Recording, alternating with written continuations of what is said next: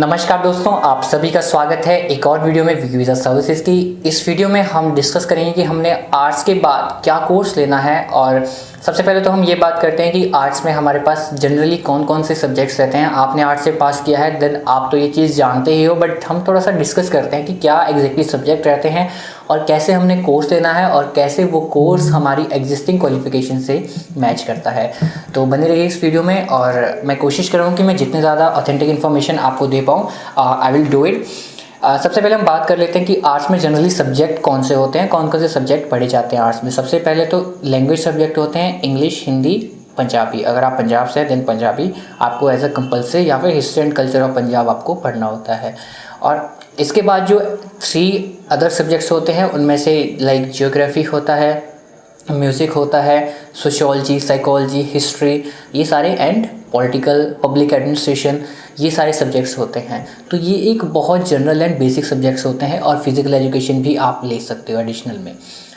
और अब हम बात करते हैं कि आर्ट्स में कौन से ऐसे सब्जेक्ट है जिसकी कैनेडियन एजुकेशन सिस्टम के अकॉर्डिंग थोड़ी सी वैल्यू ज़्यादा मानी जाती है। तो उसमें सबसे पहले नंबर पे आता है mathematics, then accounts, economics and political science. अगर आपने ये 4 सब्जेक्ट्स पढ़े हैं तो थोड़े से स्ट्रॉन्ग आपका बीए जो आपने की होती है, मतलब बैचलर इन आर्ट्स, उसको माना जाता है। तो अब सवाल ये है कि हमने बीए कर दी है, अब बीए के बाद हम कौन सा ऐसा कोर्स लें। अगर हमने बिल्कुल सिंपल बीए किया है, मैं ये 4 जो सब्जेक्ट्स हैं maths, economics, accounts and political science, इनको छोड़ के बता रहा हूँ कि अगर हमने ये चीज़ नहीं किया है तो हमारे पास क्या कोर्स ऑप्शन बच जाता है। तो सबसे पहले मैं ये बताना चाहता हूँ कि अगर आप रिसेंट पास आउट हैं 2019, 20, 21, 18 भी इंक्लूड कर देते हैं, 18, 19, 20, 21, तो आप बीए के बाद ग्रेजुएट सर्टिफिकेट ले सकते हो। सबसे पहली बात कि आप ग्रेजुएट सर्टिफिकेट लें, अंडर ग्रेजुएट डिप्लोमा बिल्कुल भी ना लें, post graduate diploma, diploma certificate, post bachelor diploma, ये तीनों कैटेगरीज आप ले सकते हो। और इन तीनों कैटेगरीज में आपको क्या लेना चाहिए, मेरे अकॉर्डिंग जो सब्जेक्ट्स जो बनते हैं आपके जो प्रीवियस एजुकेशन में है, अगर हम देखें तो आप सबसे पहले तो आप वेब डिज़ाइनिंग में ले सकते हैं, ग्राफिक डिज़ाइनिंग में ले सकते हैं, visual arts, animation, 3D modelling जो हम 3D में करते हैं, तो ये सब आप ले सकते हो क्योंकि ये क्रिएटिव चीज़ें हैं। इसके अलावा अगर आपका आइल्स अच्छा है, लाइक 7.5 बैंड्स है आफ्टर बीए, तो उस केस में आप जर्नलिज़्म भी ले सकते हो। और इसके अलावा जैसे टेलीकास्ट, जर्नलिज़्म, तो इस सब से रिलेटेड आप कोर्स ले सकते हो।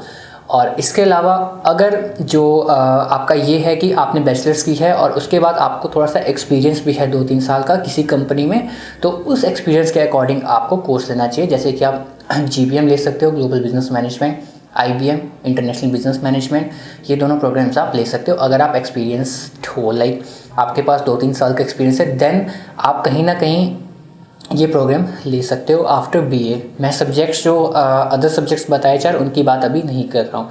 इसके बाद मान लीजिए आपने बीए कर दी है, आपकी एज 25 से ज़्यादा है, अभी तक जो मैंने कोर्स बताया GBM, IBM से रिलेटेड प्रोग्राम, या फिर बिज़नेस का पोस्ट ग्रेजुएट डिप्लोमा जो कि कॉलेजेस एक्सेप्ट करते हैं बीए बैकग्राउंड, सिर्फ उनमें अप्लाई कीजिए। क्योंकि कुछ कॉलेजेस की स्ट्रिक्ट रिक्वायरमेंट होती हैं कि वो ये कहते हैं कि अगर आप बिज़नेस से रिलेटेड प्रोग्राम लेना चाहते हो तो आपका जो बैकग्राउंड है वो बिज़नेस का होना चाहिए, तो इस चीज़ को मेक श्योर करें।